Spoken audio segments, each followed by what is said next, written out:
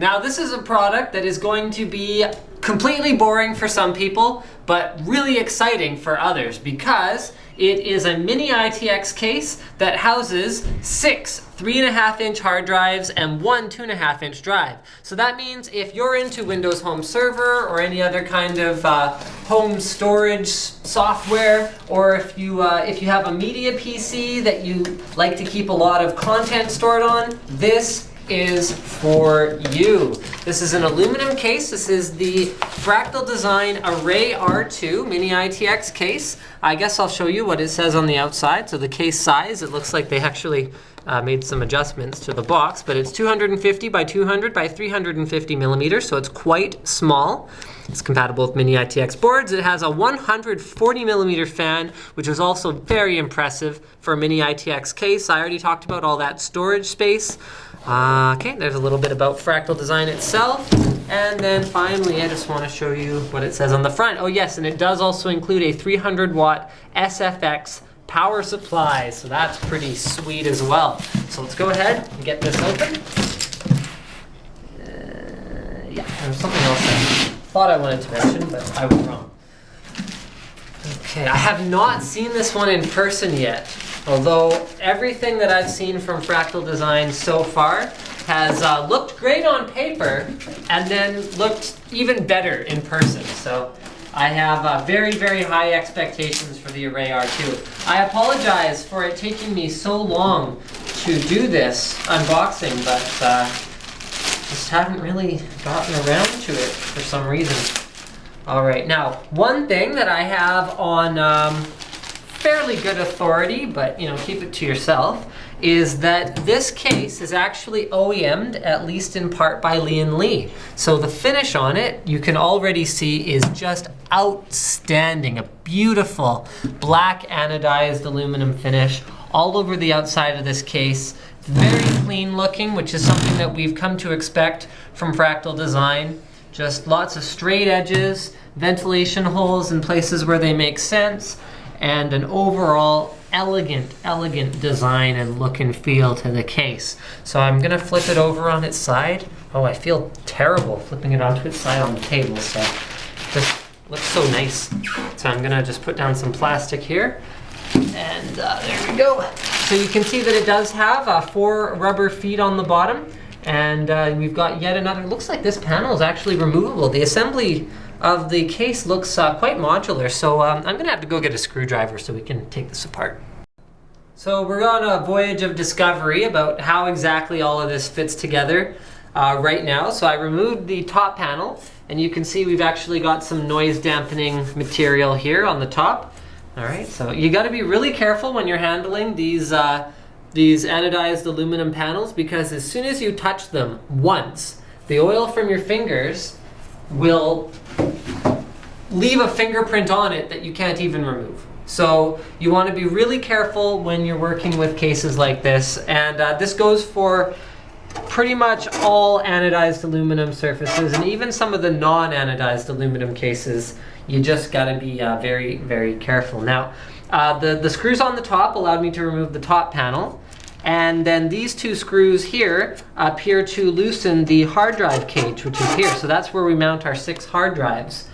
And I have yet to figure out exactly how to remove this part. Oh, you know what? I figured it out, but this is going to take a little while. I think I have to remove the screws on the bottom. So you can see that there is some disassembly required for this case, so better just turn off the camera for a minute.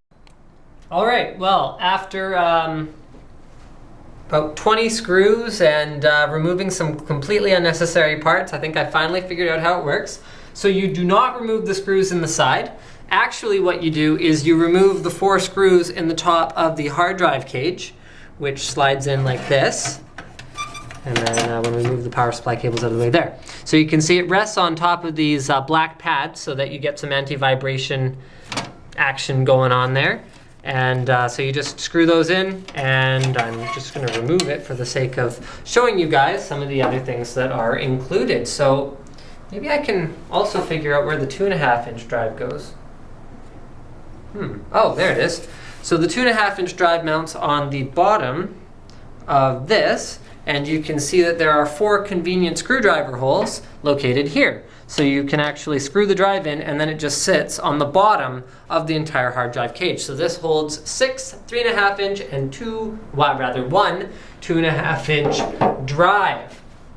All right, now let's finally look at the accessories and what's inside the case. So here we have motherboard screws, we have lots of hard drive screws, and that's pretty much it. We've got one cable management tie, and then we have our motherboard tray, which I removed, which is entirely unnecessary. So what I would like to do is put this back down, get some of this stuff out of my way. Oh, it comes with a power cord, since it does include a power supply.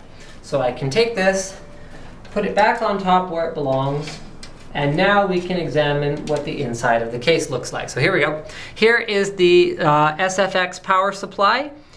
You can see that it is a 300 watt unit capable of providing up to 14 amps on one of the 12 volt rails and 16 amps on the other 12 volt rail. So it does have 2 12 volt rails. In terms of connectors, we have a 24 pin connector. Oh, no way, is that a 20 pin? No, it's a 24 pin, good. Yeah, we have a 24 pin, so a 20 plus 4, and then we also have a 4 pin P4 connector, and then go figure, we've got a bunch of SATA power. So how many of those do we have? We have 1, 2, 3, 4, 5, 6, 7 SATA power, which makes sense because that's how many drives it holds. And then we have 1 additional Molex connector. So this is pretty much designed to power your board, your drives, and that's it.